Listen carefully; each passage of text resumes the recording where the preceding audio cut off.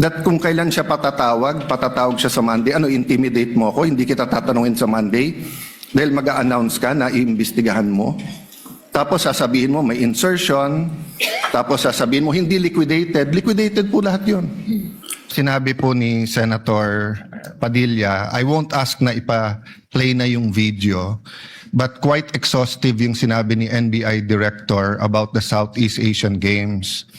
So if the intention was to have a chilling effect, we already have that chilling effect. May 11, hinabol dito sa session hall na to ng mga ahente ng NBI si Senator Bato. May 13, nagkaroon ng enkwentro, putukan, pinipilit ng NBI na hindi sa loob ng Senado, but we have all the evidence that it was inside the Senate. Other incidents, I do not want to evoke a reaction or debate because I want to respect my fellow senators. Much of this has been vented in the media, is in court.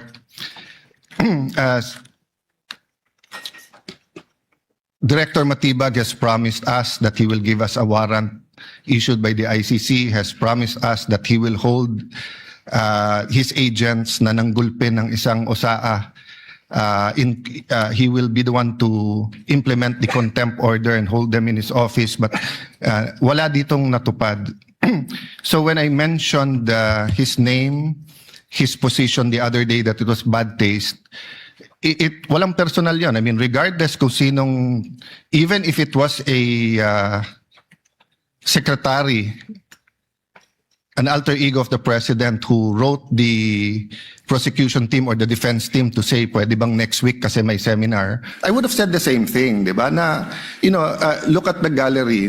Kompleto parati dyan from Congressman Ace Barbers to many Congressman Ridon. I won't name all of you, but you're busy people.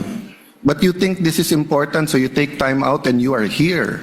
Diba? Of course, the prosecution team, you have to be, you are here. We are here, despite of many, many other important things.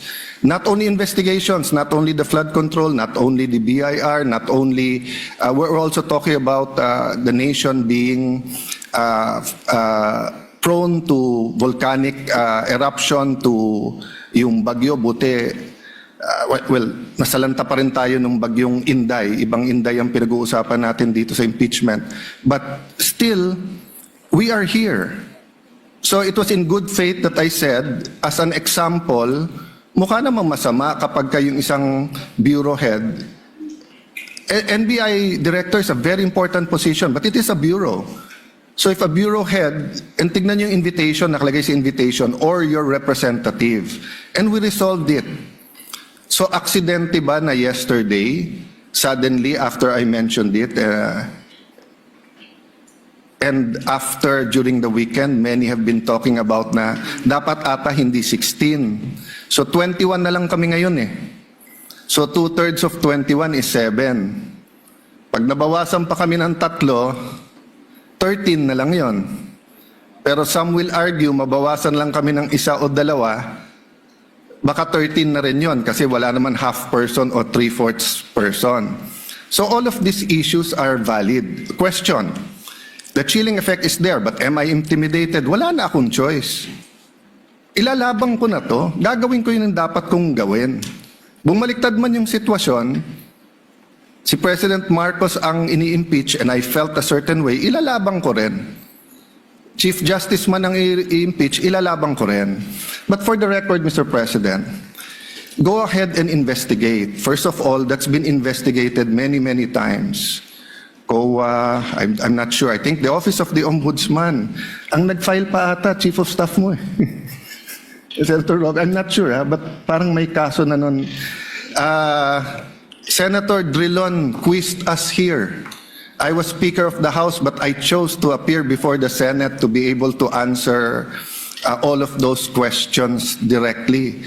The SEA Games, paulit-ulit yan. Biktima na ng speakership ng 2019 yan. Nahuli namin yung PR na sinabi kikiam, pinakain daw mga Muslim ng baboy, when it was chicken longganisa na pinakain. Pero nasiraan na tayo sa Malaysia, Indonesia. The SEA Games gave us so much honor. So far, it is still the biggest SEA Games in history. Many of our athletes launched their career, even going to gold medals in the Olympics. Our athletic and our yung aquatic natin center in Clark is one of the best in the world. Ang nagsabi nito yung Israeli coach ng isang foreign team doon. But go ahead if you want to investigate. But I just want to put on record, mukhang misfire. Bakit?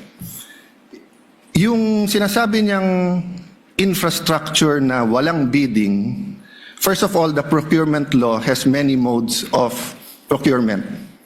So don't make it appear sa public na just because walang bidding, may anomalya na to. Okay. Secondly, bakit ko sinabing misfire?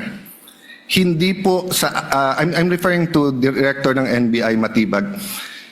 I had nothing to do with the infrastructure. The chairman of the committee. In fact, I had to resign from the DFA because I was running for congressman during that time. So dun sa sinasabi ni Director Matibag na may congressional insertion to fund it, it's definitely not me, because how could a non-member of the Senate or non-member of the House insert anything? Okay. Dun sa sinasabi niyang infrastructure, it was done by the BCDA. The chairman of the BCDA is one of the closest advisors of the president now. The president of the BCDA is one of the closest advisors and is a secretary now. And he said, medyo kaduda tong kumpanya na nanalo walang bidding. If I'm not mistaken, it's the same company who's making the City Hall of Pasig. So, I mean, if they want to investigate, go ahead. But by mentioning the organizing committee of the SEA Games, ako po chairman nun. At paninindigan ko po na napakaganda nung nangyari doon. At kung may anomalya, ako unang magagalit. So, go ahead. But my point, Mr. Chairman, honorable members of the court, sa prosecution, to be fair sa prosecution at marami akong kaibigan, I've never felt any intimidation from any of you. I mean, you've continued to be either friends or for those who are former friends but friends. I mean, I don't know if nagkamali lang ako, but on the first day, I nodded ng konti kay Senator De Lima. Lumanon din siya, hindi ko alam kung na-acknowledge because we were friends once upon a time and this is a court. We owe it to each other to be professional, di ba? So wag tayong pumayag na someone like Director Matibag would do that. My point, Mr. President, Mr. Presiding Officer, he could have not announced it and investigated. Imbestigahan mo, tingin mo may mali, imbestigahan mo. But it is unfair to me and unfair to the court that kung kailan siya patatawag siya sa Monday, intimidate mo ako, hindi kita tatanungin sa Monday dahil mag-a-announce ka na iimbestigahan mo. Tapos sasabihin mo may insertion, tapos sasabihin mo hindi liquidated po lahat yun. So, let me talk of unfairness. Hindi ba unfair? Kung ako, babalik na rin ko, sasabihin ko, inimbestigahan ko na rin kahapon Ang sabi sa akin, mainit ang ulo ni Director Matibag kasi may contractor na daw yung binigay na lupa para sa NBI at gusto niya sarili niyang contractor. Oh, would that be fair to him? No. It would be a marites accusation. So that's the same thing he announced yesterday. A marites accusation towards me that affects this court because I am now a senator judge. So I hope this is the last time that I'm going to have to speak about this. But definitely we've been speaking about this, binabawasan talaga kami. Iniisa-isa, even yung mga vlogger na malapit sa administrasyon, sabi, 2 down, 3 down, may kasunod na. Di ba? So, Mr. President, I want this impeachment to be a test that the 1987 Constitution works and that despite political differences, the prosecution and defense, I saw them after the first or second day, nagkakamayan kayo, nagkakamustahan. After the first or second day nung mainit na baliktaktakan dyan sa pre-trial, nagbabatian, di ba? Even in court. So we can't help but be emotional. We can't help but get mad at what we think is disgusting or sometimes crossing the line. But is there any question that for this verdict, whether it's for conviction or acquittal, to be accepted by the Filipino people, we have to make sure that the integrity of the court is intact. I will admit to you, nahirapan po ako. Wala si Senator Marcoleta eh. Iilan lang po kaming abogado dito.